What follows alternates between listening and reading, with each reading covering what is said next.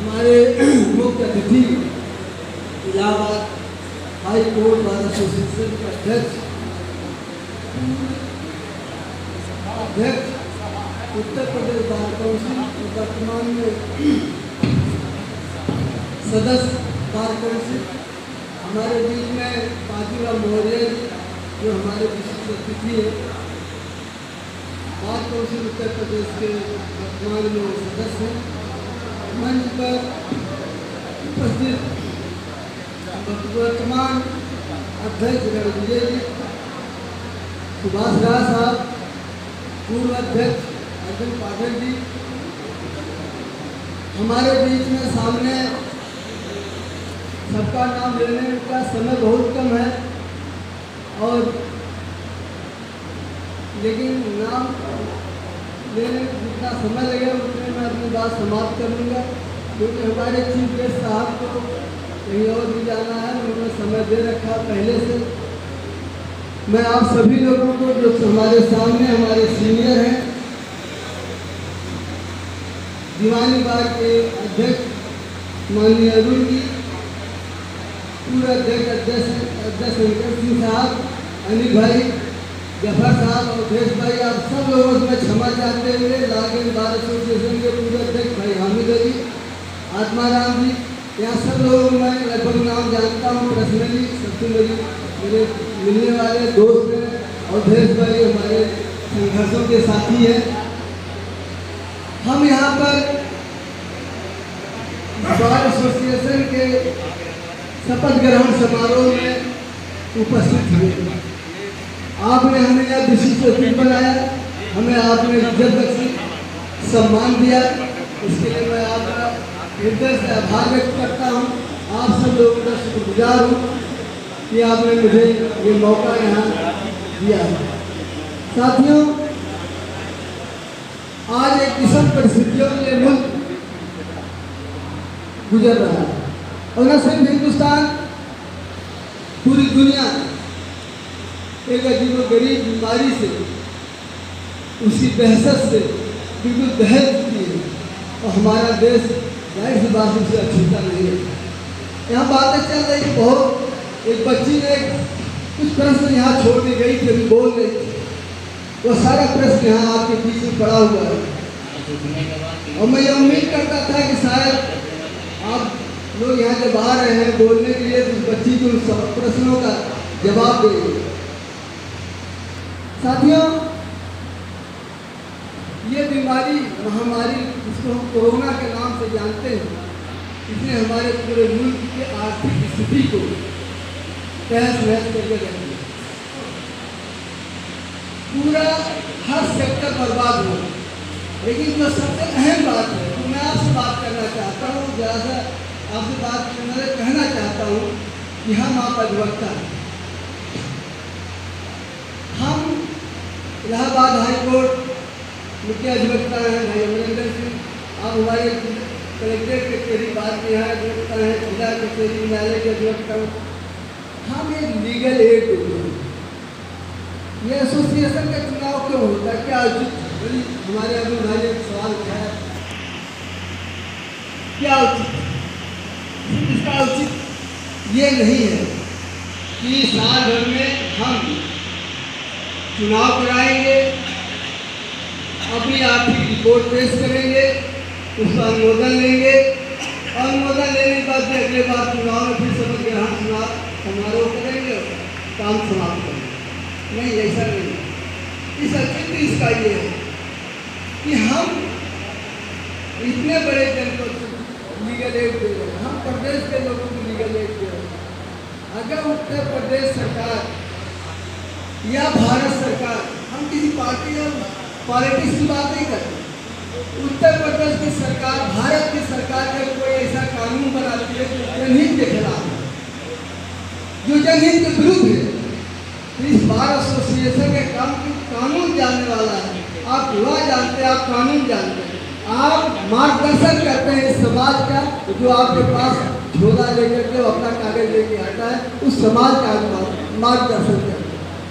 अगर कोई ऐसा कानून बनाया जाता है तो उस पर ही हमारी बार एसोसिएशन का औचित्य की आवश्यकता वहाँ पड़ती है सम्मेलन करके आपस में मीटिंग करके हमको इस तरीके के कानून का विरोध करना है। जनता के खिलाफ किसी भी इस तरीके की आवाज़ सरकारों द्वारा बनाया गया कानून अगर आता है और अगर जनता के खिलाफ जुर्म होता है तो सामाजिक जिम्मेदारी भी हमारी है, हम उसके खिलाफ हमें आंदोलन करना चाहिए।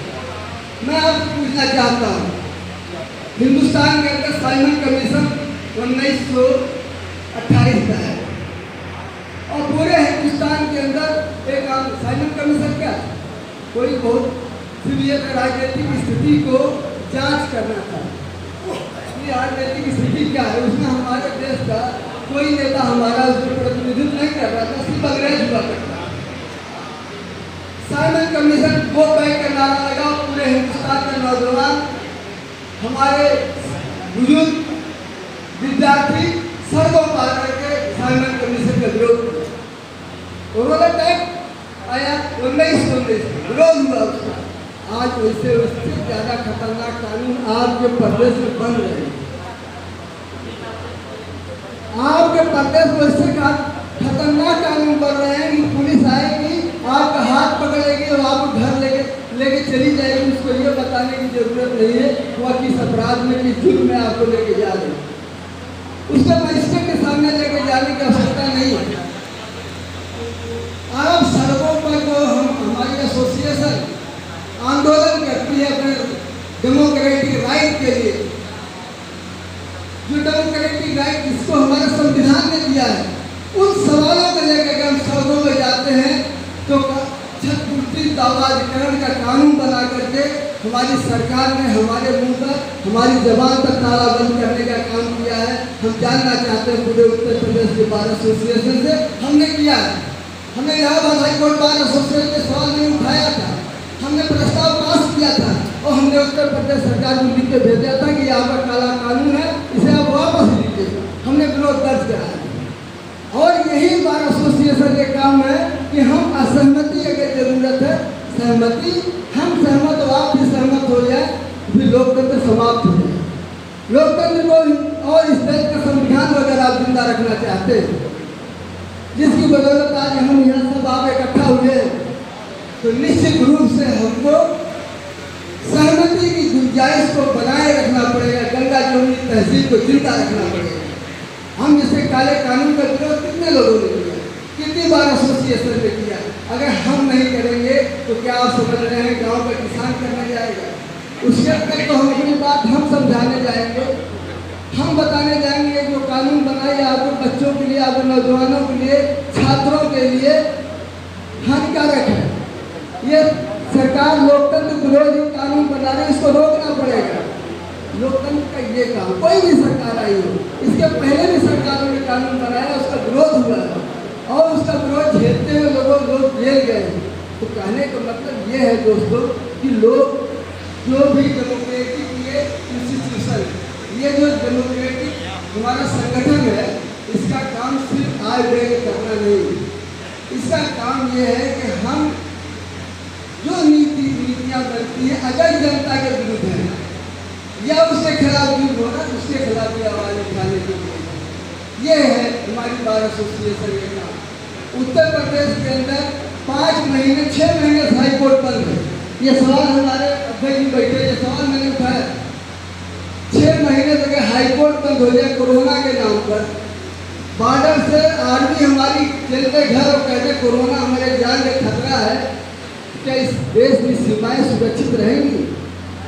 हाई कोर्ट का जज अगर अपने घरों में बैठ जाता है, हिंदुस्तान के अंदर ये जो सरकारी अमला है, ब्यूरोक्रेट्स हैं, क्या ये काबू में रहेंगे? उनके ऊपर अंकुश कौन लगाता है? 226 में कौन जाता है? कितनी गैर जिम्मेदारी के काम हमारी बार एसोसिएशन के हमारे कुछ साथी हैं, सुशील श्रीवास्तव, तमाम लोगों से मेरी बात हुई। उन्होंने कहा कि हमारी आर्थिक स्थिति बेहद खराब हो चुकी है, हम काम नहीं कर पा रहे हैं। हमने कहा अपने बार एसोसिएशन से प्रस्ताव बनवा देते और हाईकोर्ट चीफ जस्टिस को भेजिए, यहाँ बार को भेजिए, हम लोग इस लड़ाई को लड़ेंगे, आप वहाँ शुरू करिए, हम इलाहाबाद में शुरू कर चुके हैं और इसको लड़ा जाएगा। और इसी की शुरुआत के दिन है इलाहाबाद हाईकोर्ट किसी तरीके से खुलवाने में सफल हुए। ये सब वैधानिक संस्थाएँ हैं दोस्तों, हमारा आपका काम ये है कि हाई कोर्ट का आपको सवाल का खड़ा करना पड़ेगा, सिविल कोर्ट का आपको सवाल खड़ा करना पड़ेगा, कलेक्ट्रेट का आपको सवाल खड़ा करना पड़ेगा कि हमें अगर कोई आर्थिक स्थिति में भारत सरकार और उत्तर प्रदेश की सरकार अगर नहीं दे रही है तो ना दे। लेकिन इस जो न्यायालय है उसको, जो इस देश के हाई कोर्ट 23 करोड़ जनता का हाई कोर्ट है, जो उत्तर प्रदेश आजमगढ़ जनपद में यहाँ की जनता का जनपद न्यायालय है, आप उसे न्याय देने से वंचित कर रहे हैं। और हिंदुस्तान के संविधान कहाँ आप इस बात के लिए इजाजत देता है कि आप न्याय देने से आपको वंचित कर दिया जाए?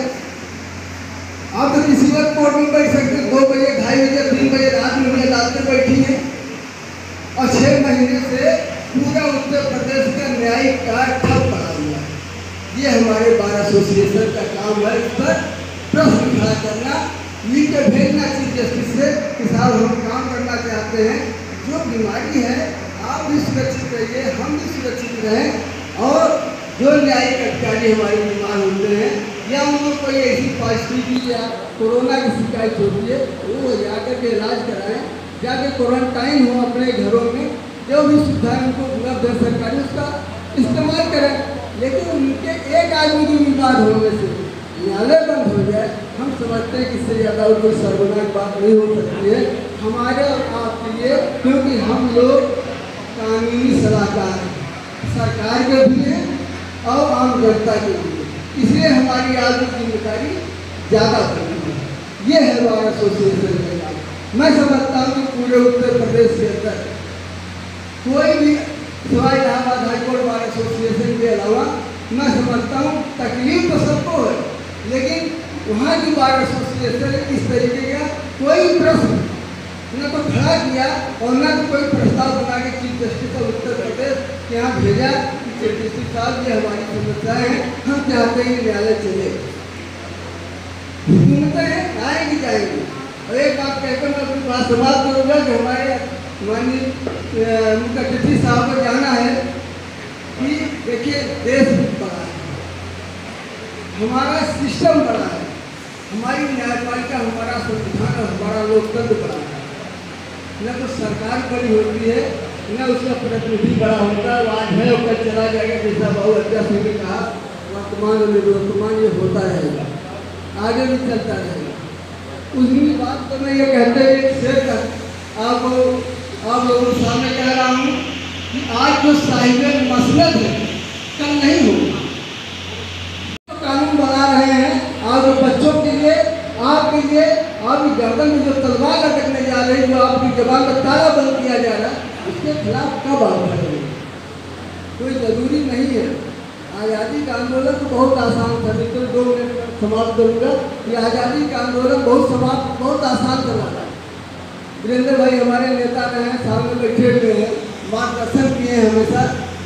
क्यों हुआ? आज़ादी का आंदोलन परिभाषित था, सामने अंग्रेज था, ये मालूम था वो दुश्मन है, उसे देश छोड़ करके भगाना है और बरतानिया जाएगा, और हम हिंदुस्तानी थे उसके खिलाफ लड़े। आज जो नई लड़ाई, नई जंग छिड़ी हुई है, उसमें हमारा भाई ही हमारा दुश्मन हो सकता है, जिसके खिलाफ हमें लड़ना पड़ेगा। ये इसलिए लड़ाई उस लड़ाई से ज़्यादा मुश्किल है। वह धूप भी बेहतर थी इस छाँव घनेरी से, वीरेंद्र भाई, वह धूप भी बेहतर थी इस छाँव घनेरी से, वह जिस्म जलाती थी ये रूह जलाती, वह जिस्म जलाती थी ये रूह जलाती है। वह रोने के कानून, तमाम कानूनों का हमने विरोध करके मुल्क को आज़ाद कराया। आज जो कानून बना है उससे ज़्यादा खतरनाक है। हम क्यों नहीं बोल रहे हैं? काहे नहीं हमारी आवाज़ निकल रही है? क्या हमारा भाई अगर गलत काम करेगा तो उसे रोकने के लिए सड़क पर नहीं आएंगे? और हमारा भाई का ऐसा कानून बनाता है कि सड़क पर हमारे रोकने के लिए आएंगे, उनके जबान का ताला बंद करने का भी अगर एक कानून बना देता है तो क्या हम जेल जाने से डरेंगे? क्या हम इसका विरोध अवधेश भाई नहीं करेंगे? हमारे जिस्म में क्या खून नहीं, पानी भर गया। अरे हम नहीं करेंगे, हम अपने आने वाली नस्लों को गुलाम भारत फिर दे के जाएंगे। काले अंग्रेज हमारे ऊपर हुकूमत करेंगे, गोरे भी जा चुके हैं। जैसा भगत सिंह ने कहा था कि हमको गोरी चमड़ी से कोई दुश्मनी नहीं है, कोई हमसे उनसे परहेज नहीं। हमको उनके लूट से परहेज है, उनके शोषण से हमको परहेज है, हमको उनके शोषण और लूट के खिलाफ करना है। आज अगर हमारा सगा भाई अगर ये शोषण और ये लूट करता है तो हम आवाज़ नहीं उठाएंगे, हम थानों में बढ़ जाएंगे, हम जातियों में बढ़ जाएंगे और आने वाली अपनी नस्लों को एक ऐसा भारत, एक ऐसा प्रदेश लेके जाएंगे जहाँ बोली की आज़ादी नहीं होगी। ऐसा भारत लेके जाना चाहते हैं। ये हमारा एसोसिएशन के काम है। आइए दोस्तों, अगुवाई करिए, लबैक करिए, आइए इनकलाब नारों के साथ आप इन कानून का विरोध करिए। हम सरकार का विरोध नहीं कह रहे, कानून का विरोध। हम कानून के रखवाले, हम कानून का विरोध करेंगे अगर गलत बनेगा तो। इन एसोसिएशन के माध्यम से प्रस्ताव पास करिए, भेजिए, किसान जवान ताला मत बंद करिए, जनता के खिलाफ कानून मत बनाइए। हमारे अधिवक्ताओं को प्रोटेक्शन एक्ट, आज हमारा अधिवक्ता पूरे उत्तर प्रदेश में सबसे ज़्यादा असुरक्षित है। तमाम को कब्ज किया जा रहा है, गोलियां मार दी जा रही है। हम लोगों ने इस पर प्रस्ताव पास किया, आप भी प्रस्ताव पास करिए और ये कहिए कि एडवोकेट प्रोटेक्शन एक्ट जैसा हिंदुस्तान के कुछ राज्यों में शायद लागू भी हो चुका है। राजस्थान में कहीं, हाँ कुछ राज्य, उत्तर प्रदेश में तो नहीं हो सकता है। इसका प्रस्ताव बनाकर भेजिए चीफ जस्टिस को, उत्तर प्रदेश सरकार को। हमारा जिम्मेदारी हमारी असीमित है, ऐसा नहीं कि हमारी जिम्मेदारी सिर्फ हाथ तक है या एसोसिएशन तक। ये तो हम निपट लेंगे, हम अधिकारियों से लड़ लेंगे, इनके भ्रष्टाचार के खिलाफ भी लड़ लेंगे, लेकिन और भी हमारी जिम्मेदारी है, इसकी तरफ हमें निगाह उठा के देखना पड़ेगा।